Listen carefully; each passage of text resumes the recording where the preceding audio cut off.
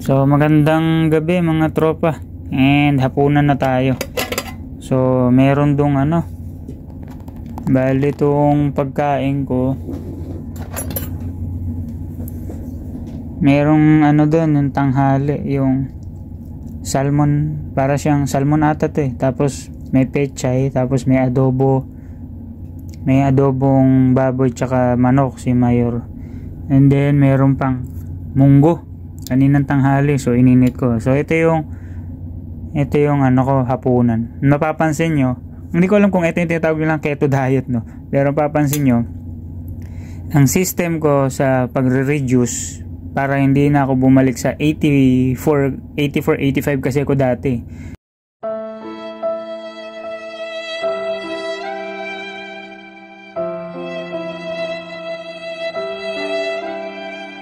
So para hindi na ako bumalik sa ganun, ang isa sa mga practices ko paggabi, wala na akong rice. Di baling kumain, okay lang na ganyan.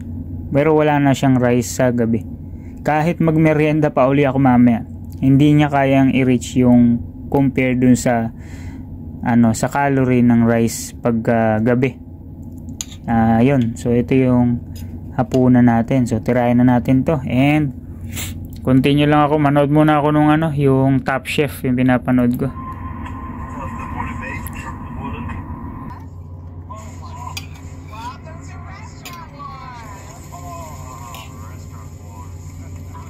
Kain tayo.